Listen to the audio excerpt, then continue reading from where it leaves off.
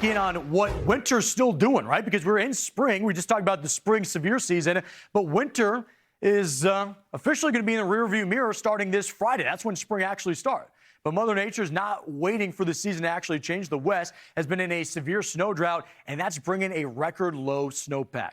UC Berkeley Central Sierra Snow Lab put out this statement earlier. Quote, given the current snowmelt and lack of snow in the forecast, we may see melt out as early as the first week of April. Put that in perspective, that's around 5 weeks earlier than normal. It's a rapid snowmelt. North America meteorologist for OpenSnow, Alan Smith, actually joins me now to break it all down. Alan, thank you for being with us. Winter precip totals are actually running near to above average across parts of California, the PNW, and the Northern Rockies, yet snowpack is still near historical lows. Talk about ultimately what's driving that. Yeah, thank you for having me. And there's three main reasons we've seen near to above average precip, but below average snow, well below average snowpack. The first being that with the warm temperatures we've had this winter, a lot more events are falling as rain instead of snow, even at some of the higher elevation ski resort locations. The second reason is snow liquid ratios have been much lower than normal this winter because of that warmth. So normally a given amount of precipitation would produce a given amount of snow, but with the warmer temperatures, the given amount of precipitation is producing less snow than it otherwise would in an average year. So some areas, especially in the central Rockies, that usually have snow liquid ratios of around 12 to 1, 13 to 1 or higher over the course of the winter, they've seen average snow liquid ratios around 8 to 1 to 9 to 1 this winter. So that's very unusual.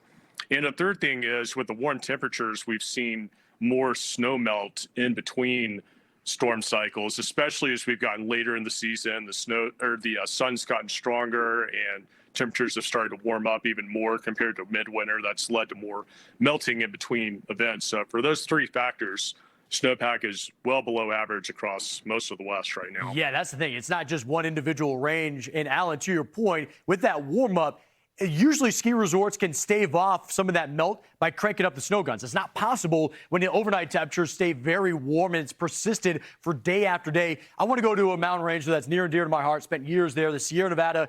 That snowpack, I know each year is different, right? And what you're looking at. But what does this, like the comparison of this year to the drought years of 2021 and 2022 in your expertise?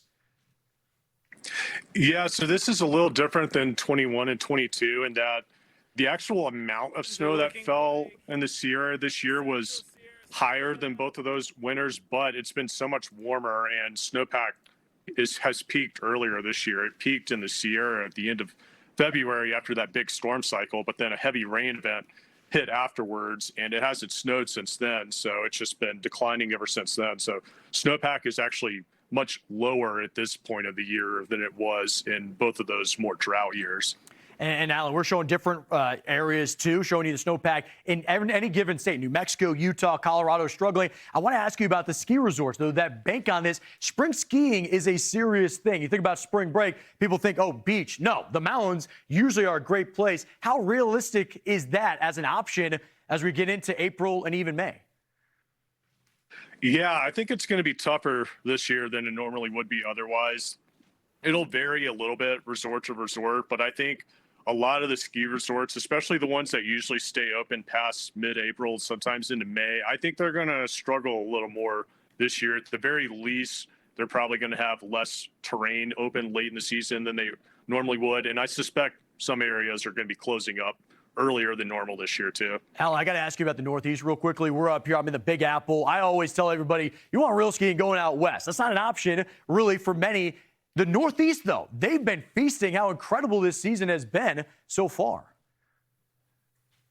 Yeah, absolutely. It's been the East and the West have been really opposites this year. We've had high pressure dominant in the West this year. And then in the East, we've had much more consistent cold weather, more consistent snowfall. So especially upstate New York into New England, northern Vermont, they've had a great season this year. Some resorts have even been over 300 inches. So they've been more of a sure thing, and they've had a higher percentage of snow versus rain events this winter too. You always think about in the East, you're more likely to get rain events, but there's been fewer of those, at least further north in New England this winter than there have been in previous winters.